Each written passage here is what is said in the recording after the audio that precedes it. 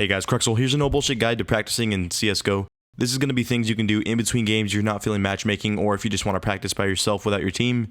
And first up is going to be a map called Aimbots by Mr. Euletical. This dude makes tons of super helpful maps for you to do, and I personally use this one almost every day to practice my aim. I know if you guys have tuned into my stream, you can see I have pretty shit aim, so I obviously don't do it too much, but I try to do as much as I can.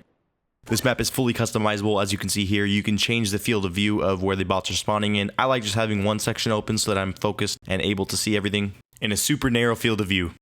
So what you're going to be doing here is just going over the different controls that they have in the map. He has made this super customizable, like I said. You can have boxes, crates, or little peek walls to spray around. I usually just use the crates because I like how they look and they add a bit of a challenge. When the bots are set to not move, you're literally just flicking back and forth. You can turn on uneven ground, but I don't personally use this in conjunction with the boxes. And as you can see, I'm flicking here head to head, just going target to target. If I miss, it's okay, I flick to the next guy, and I'm practicing purely flick aim here. What you're going to be mastering is aiming for head level and trying to move horizontally to hit different heads.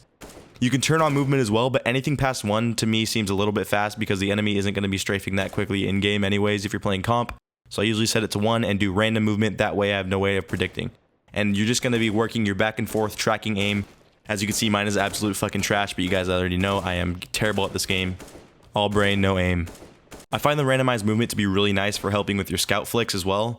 That is one thing I am actually pretty nutty with at times on stream is my scout, and that's mainly from just practicing my back and forth strafes and tracking on this. The second map you guys should be utilizing is also by Mr. Euletical. It's called Recoil Master, and it is super cool. You can download it from the workshop. It basically gives you an overhead view of how the spray control should look per each weapon, and you can practice back and forth with your mags. I am pretty bad at this still, but I try to practice this daily because learning spray patterns is obviously very crucial to being good at the game. Now for something that tons of people overlook in this game, and that is movement. If you have good movement, you can honestly get out of firefights that you would otherwise lose and get it to a higher rank just by practicing this stuff.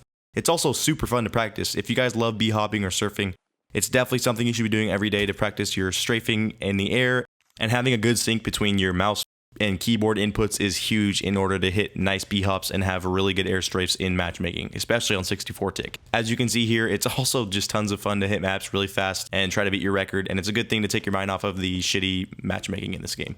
Make sure when you're trying these modes out to be playing tier 1 or tier 2 maps because those are very beginner friendly. Next up are some really good aim modes to practice against real people online. Basically going to your server browser and searching deathmatch, you can find all of these, but the first up I'm going to show you is 1v1 servers.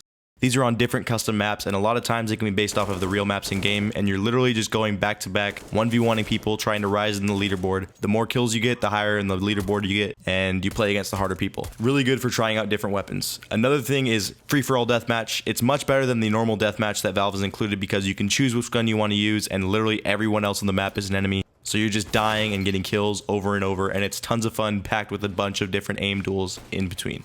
In my experience, 1v1 servers and deathmatch servers are the best bang for your buck if you're trying to get the most experience and practice out of a short amount of time. So if you don't want to allocate too much time to practicing, try these modes out. It'll be really good for you to improve competitively, and you should pretty quickly see results in matchmaking. Also, there are pistol and headshot only deathmatch servers. I highly recommend those if you whiff every pistol shot like I do.